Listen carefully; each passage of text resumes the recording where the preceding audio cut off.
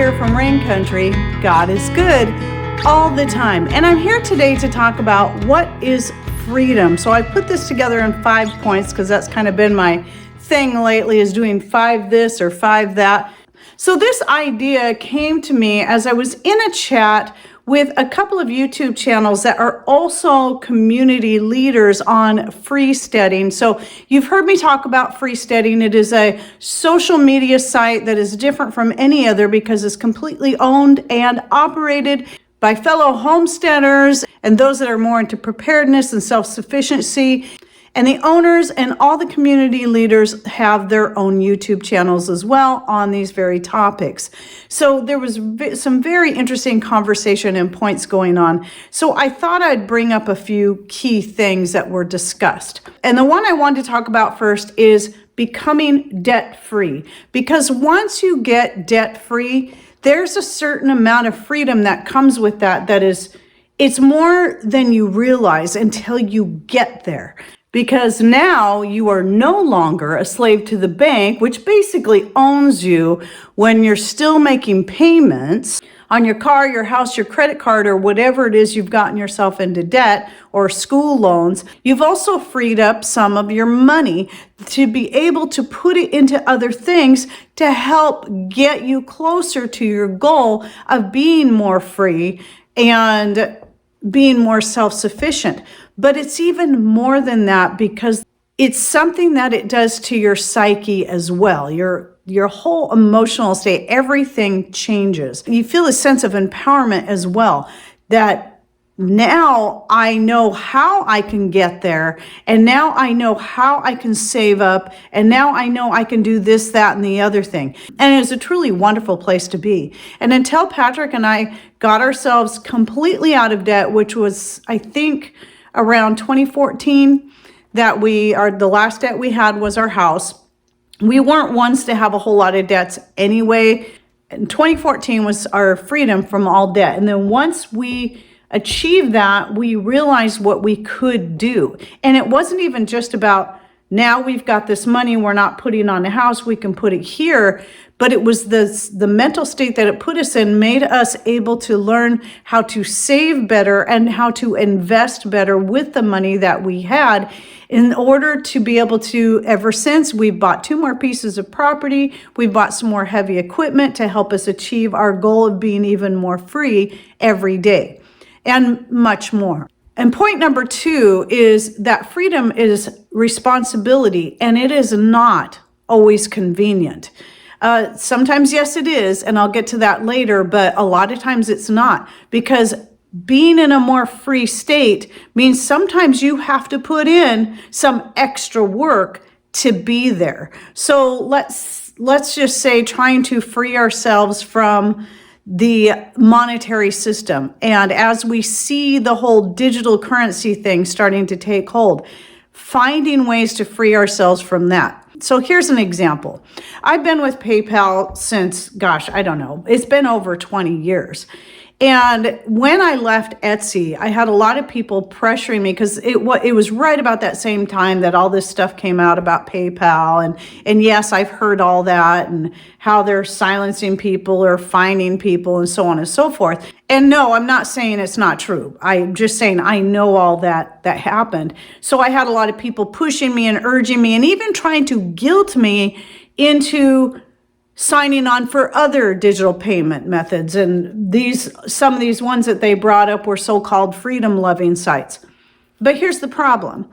It's still digital. And if you actually go into these places and read their privacy policies involved in that, they're no better than any other site.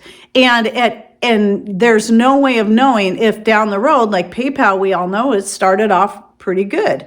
And yes, it has degraded because of changes in ownership and so on and so forth. But no matter where you go, you're still kind of a slave to that system.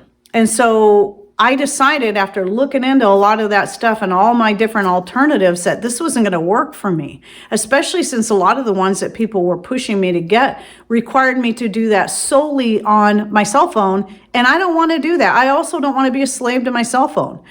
And so one of the ways that I've been breaking away from the system was saying, well, I'll still accept PayPal for now as long as I can, but I won't be signing on for any more digital. And when I have to, and it comes right down to it, getting rid of PayPal entirely, it's going to be cash or money order. That's it.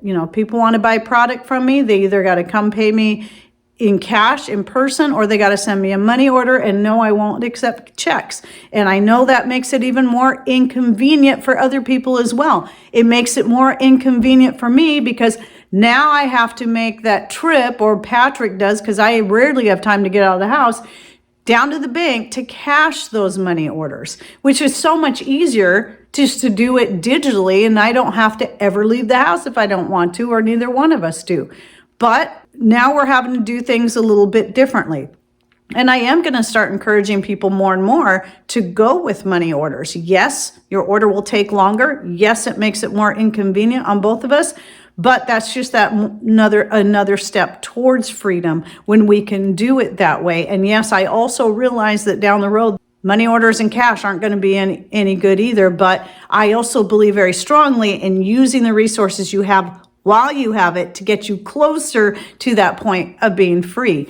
And when it comes right down to it, then I think the last thing, we're just going older and older school all the time, and until it's going to come right down to just barter. And that's the only way we're going to have to be able to get the goods and services that we need and not be a part of this system, and have that freedom of not being a part of that system. And then point number 2 is having knowledge and wisdom is a form of freedom. You have to actively gain that knowledge and wisdom. So knowledge is when you're actually learning about something, and wisdom is something you gain by experience.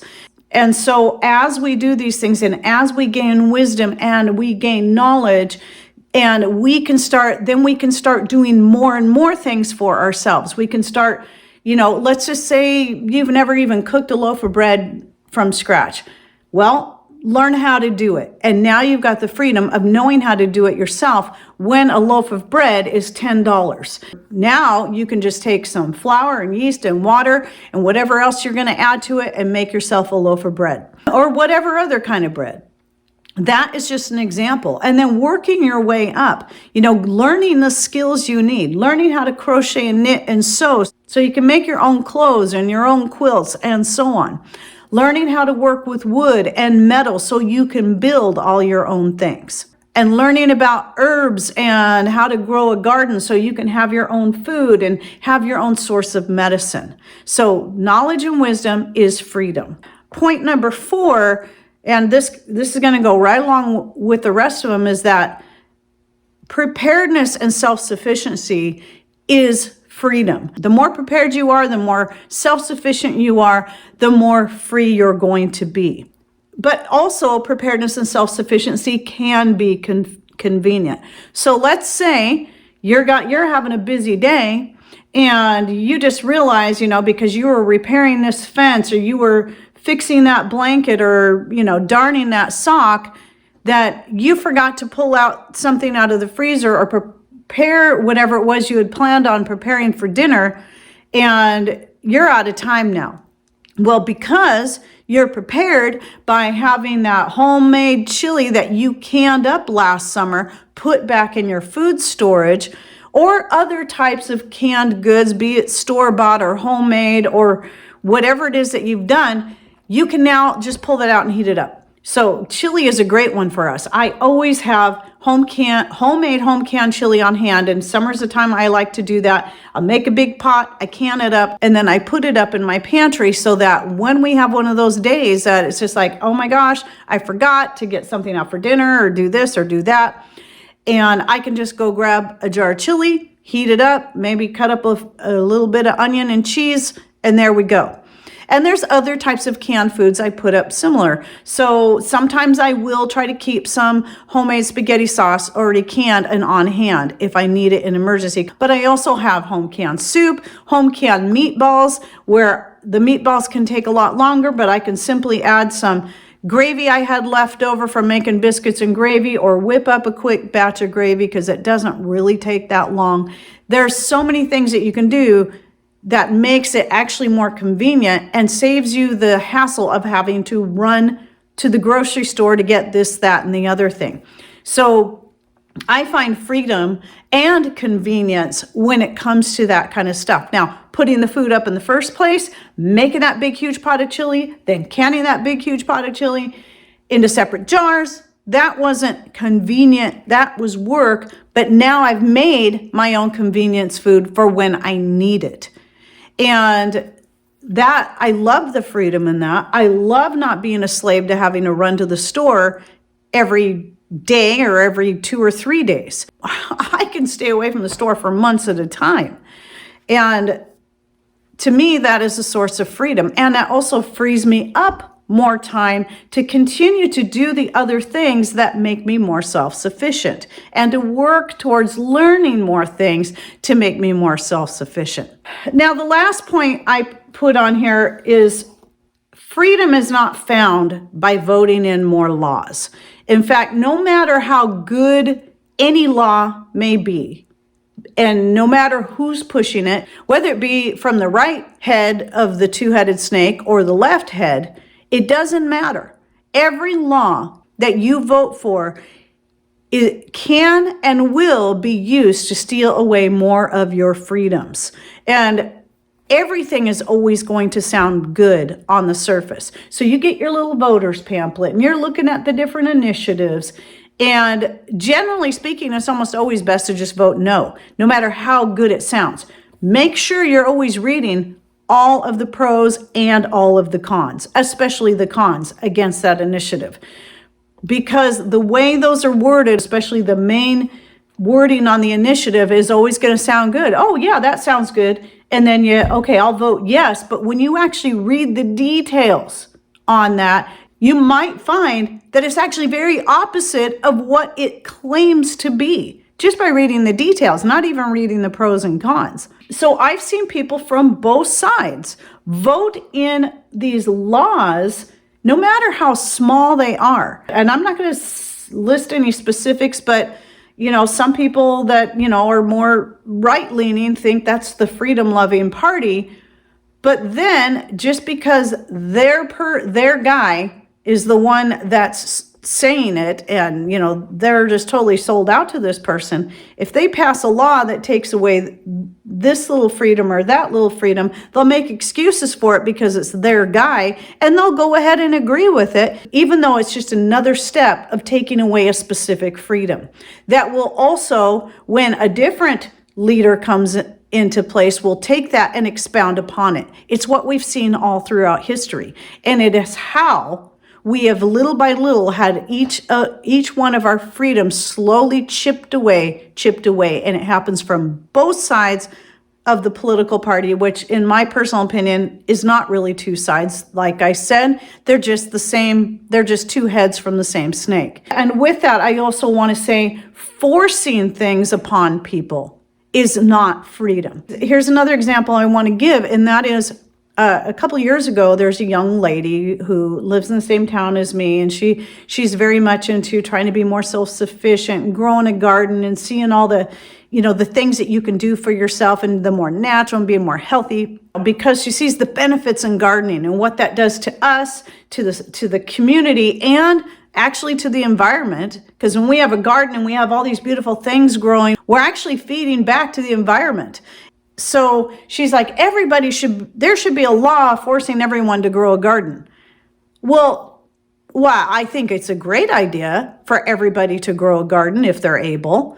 I absolutely disagree with people being forced to grow a garden.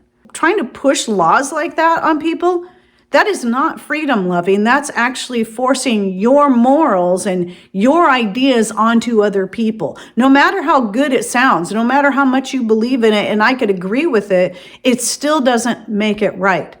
And we, as from wherever you are in the world, just as freedom loving people, we should have the right to make our own decisions for ourselves.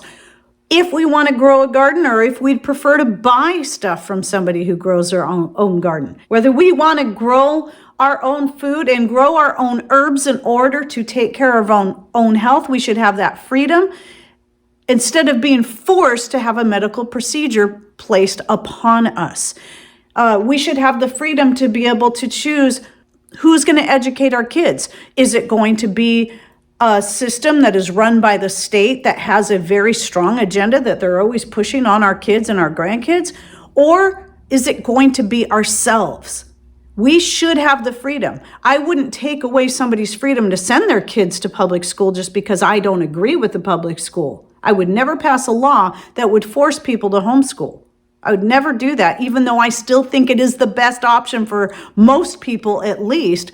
But everybody should still have the freedom to be able to teach their own kids without somebody forcing upon them what they should and shouldn't do. And so there's just a couple of examples. And anyway, that's my bit on 5 points of what freedom is. And that's just the tip of the iceberg. Please share any thoughts or ideas with us in comments down below. And I'm looking forward to seeing what the rest of you have to say. And don't forget to check out Freesteading, especially if you're trying to get away from Instagram, Twitter, Facebook, and all of them, because I don't trust any of them. Even though I still use Facebook for family or for making very important announcements to my followers, that's the only thing I use that for. Freesteading is definitely the most free place you're going to find, especially considering who owns it and who operates it. So I'll put the link to Freesteading down below. And I hope you enjoyed this video. Thanks for watching. Take care and God bless.